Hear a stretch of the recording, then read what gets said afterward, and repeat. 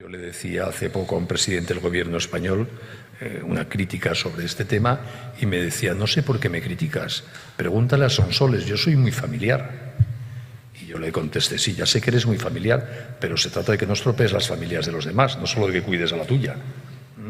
Porque como eres presidente de gobierno, promueves leyes y políticas públicas, ¿no? Pero hasta ese señor, que es el promotor de la agenda de género en España, un tío personalmente muy familiar, y es verdad. A ver si vamos logrando que la autenticidad de las personas haga que, así como vivimos, defendamos en público el mismo estilo de vida.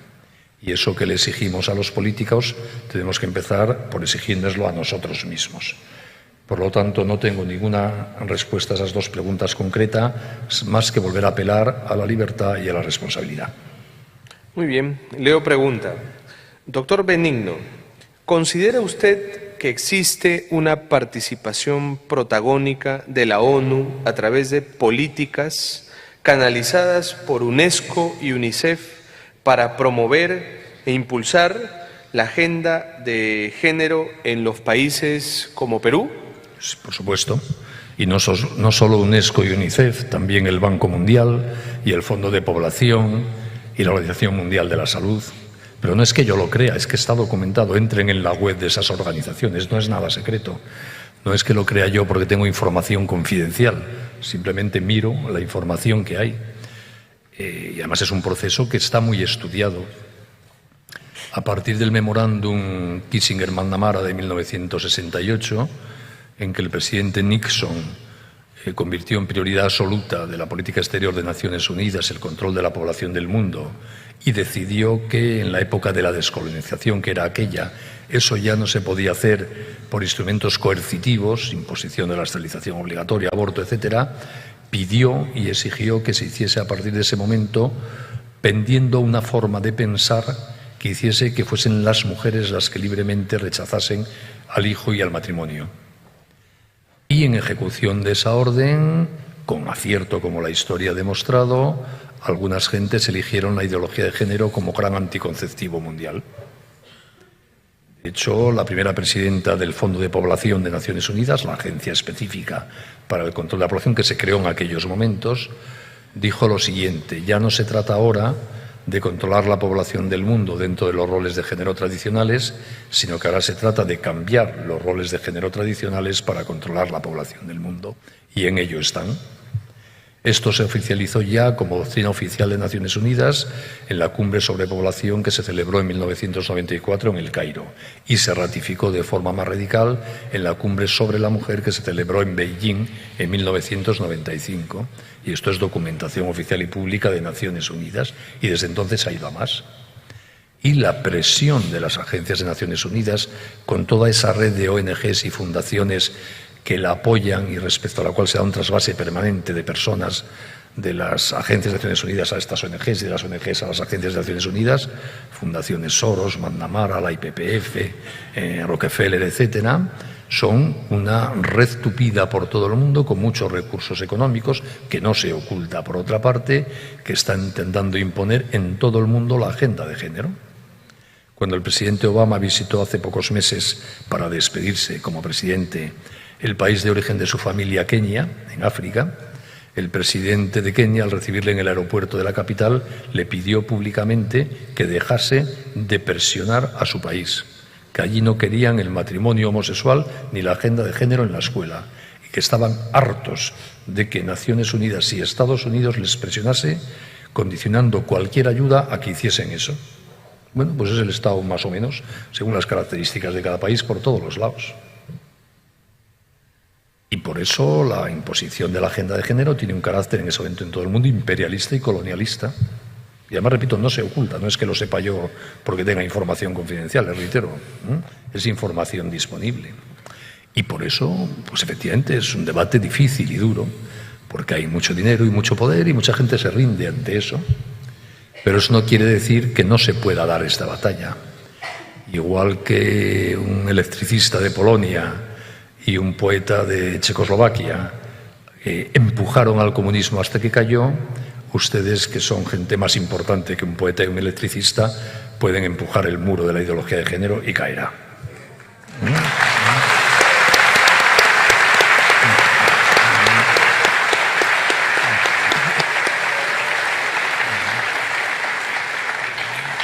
Por la fuerza de los aplausos, supongo que aquí hay o muchos poetas o muchos electricistas, ¿no? Leo pregunta, don Benigno, soy un tutor estudiantil. El gobierno peruano ya está capacitando docentes en identidad de género en los colegios. ¿Cómo actuar y ante quién podemos protestar? No lo sé porque no conozco ni el sistema educativo ni la legislación de Perú. Por tanto, les traslado mi experiencia española, ¿no? O si quieren, me pongo en el peor de los escenarios. Imaginemos que en Perú se impone en la escuela la enseñanza de la agenda de género y la educación sexual más perversa sin que los padres puedan ni protestar. Que a los padres no se da ni opción de opinar sobre lo que a los niños se les dice en las escuelas. Que no va a llegar a eso seguro. Pero imaginemos que llega a eso. Ya no podemos hacer nada, seguimos pudiendo hacer algo. Habrá que, cada día, cuando el niño vuelva a casa de la escuela, decirle, a ver, niño, ¿qué guarrería te han contado hoy? Vamos a hablar sobre ella. Y educarle, dándole en casa el antídoto. O sea que en el peor de los casos se sigue pudiendo hacer algo. Como casi seguro que no llegamos al peor de los casos, podemos hacer mucho más. Podemos elegir, si podemos, el colegio de nuestros hijos. Yo no sé si aquí uno puede elegir. En mi país pocos podemos elegir, la mayoría no. Si usted puede elegir el colegio de sus hijos, escoja el mejor colegio del mundo, que es aquel en el que se enseña a sus hijos sobre estos temas lo mismo que usted le enseña en casa. No el que enseña mejor inglés y tiene más instalaciones deportivas. Si tiene todo eso, mucho mejor. Pero lo importante es que en el colegio se le enseñe a su hijo el mismo modelo de persona que usted quiere inculcarle en casa. Porque así la confluencia de criterios entre colegio y familia hace que arraigue fuertemente eso en nuestros hijos.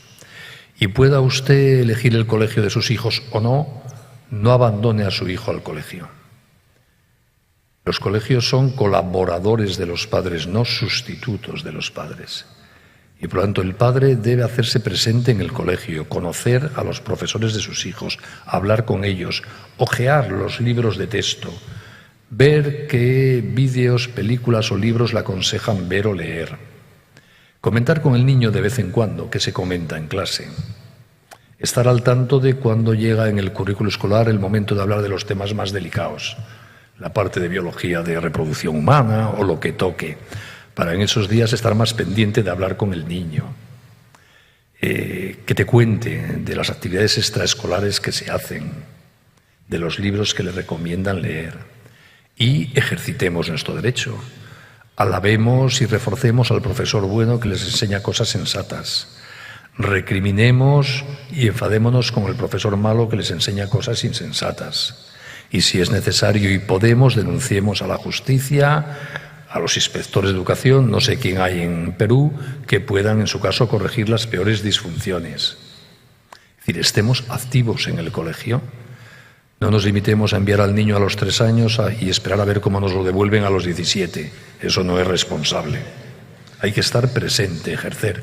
Y esto de educar no es cosa de las mamás, es cosa de papá y de mamá, de los dos. No basta que mamá vaya al colegio, tienen que ir de vez en cuando mamá y de vez en cuando papá. Porque podemos tener una tendencia, por lo menos en mi país, a que los hombres nos lavamos las manos. Eso no es responsable. Hacemos falta a los dos porque nos complementamos.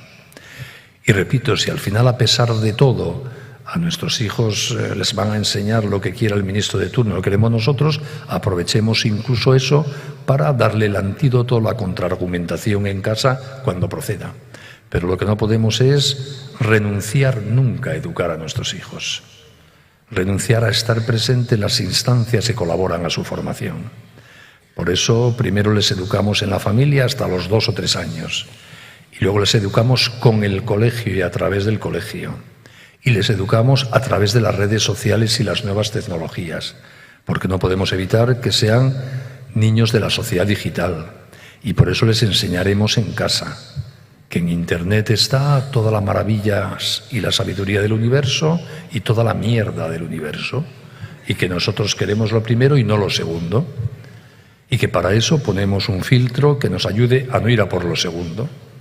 Y le diremos que ese ordenador pequeñito que papá se lleva todas las mañanas a su oficina tiene el mismo filtro, porque las reglas son las mismas para el niño y para papá, porque estamos en lo mismo.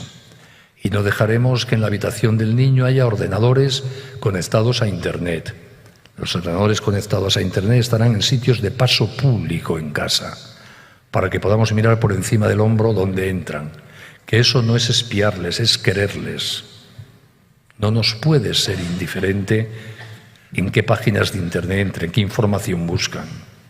Y de vez en cuando, por puro cariño, le daremos a la tecla de historial a ver dónde han entrado. Y no nos escandalizaremos de dónde hayan entrado, pero les intentaremos educar.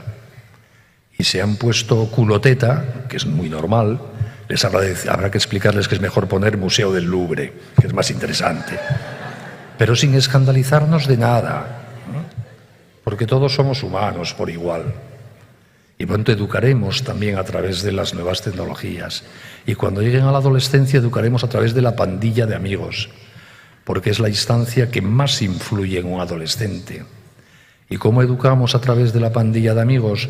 No disfrazándonos de quinceañeros para ir a discotecas de quinceañeros que no pintamos nada, dejando entrar a los quinceañeros en casa. ¿Cuánta información nos da sobre nuestros hijos ver la pinta de sus amigos? Y si además de ver la pinta, se utiliza aquí esa expresión, vemos cómo hablan, de qué hablan, cómo visten, cómo beben, ¿cuánto nos da para hablar con nuestros hijos? Y además eso nos permite ayudar a través de nuestros hijos a educar a sus amigos, porque podemos hablar de sus amigos, qué mala pinta tiene fulanito, has visto qué tristona está fulanita, esta niña será de una familia tan pobre que no tienen ropa para taparse un poco. Y así vamos educando y dando criterio a nuestros hijos y ayudando a sus amigos. Eso es una familia que asume la responsabilidad de educar. Y eso exige estar, dedicarle tiempo, estar disponibles, pero todos lo podemos hacer. Doctor Cristian Rosas, ¿podría por favor explicarnos un poco acerca de los 5 decretos con ideología de género que han sido derogados?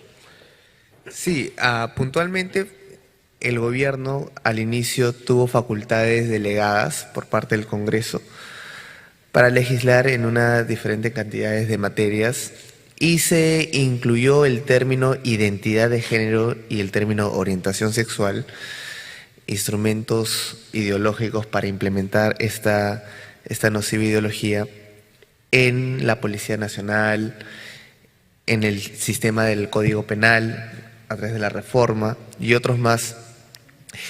Y en estos 5 decretos que se pretendieron infiltrar estos términos, se ha podido derogar precisamente cuestionando su valor o su procedencia de carácter ideológico. Porque un pensamiento, como es asumirse algo que uno es, o una atracción, no puede ser regulado por la ley, porque existe libertad de pensamiento, para pensar bien o mal, correcto o incorrecto.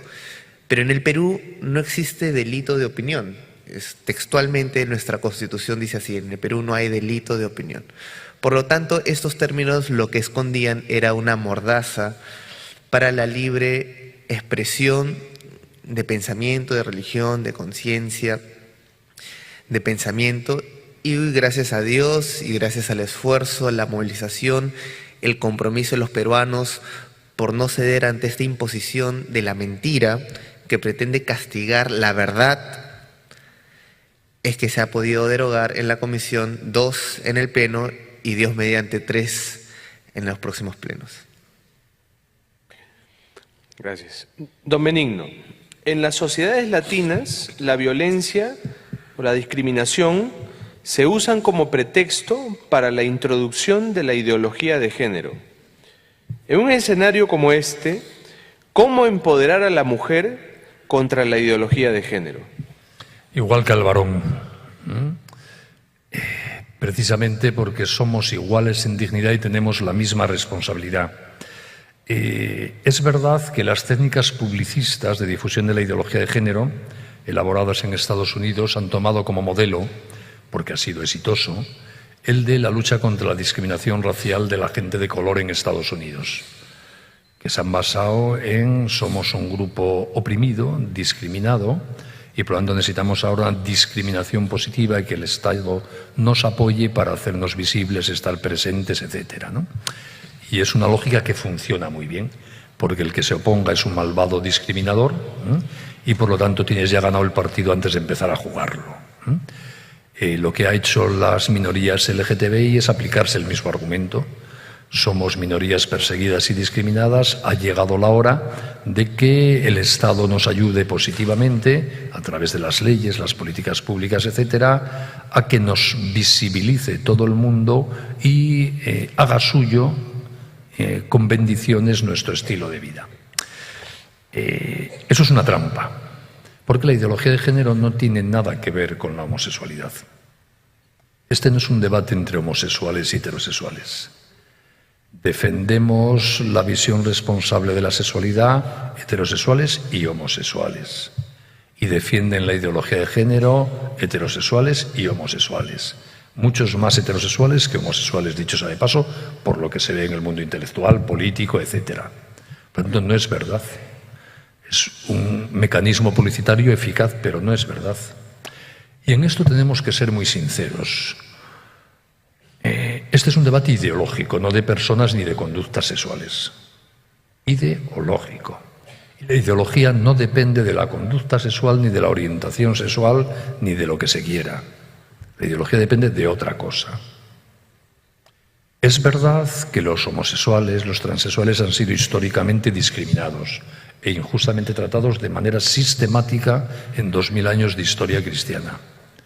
Y es uno de los pecados colectivos de la cristiandad, por decir eso. Y que sigue habiendo mucha discriminación, por lo menos en España. No legalmente, pero en la vida real. Y de eso debemos avergonzarnos. Porque las personas, hagan lo que hagan con su sexualidad o con su libertad de pensamiento, merecen todo el respeto del mundo, mientras no atenten contra los demás. Y porque seamos sinceros, sobre la sexualidad sabemos poquísimo. Hay niños de 3 años que se sienten niñas y no sabemos por qué. Interpretaciones hay muchas, pero no sabemos por qué. Y hay niños muy pequeñitos que antes del despertar sexual se sienten atraídos por los niños. Y no hay ninguna malicia de nada, pero lo sienten. No existe el gen de la homosexualidad, como no recordaba Cristian antes, por supuesto. Pero no sabemos por qué eso es así. Hay interpretaciones. Por lo tanto, si hacemos juicios rápidos podemos ser muy injustos. El 90% de la sexualidad o el 99% no reside en los genitales, reside en el cerebro. Y del cerebro humano sabemos poquísimo.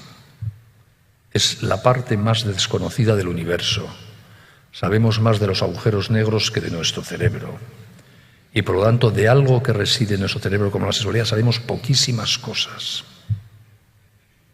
Por lo tanto, ya está bien de juicios rápidos y discriminatorios o descalificadores hechos a toda velocidad.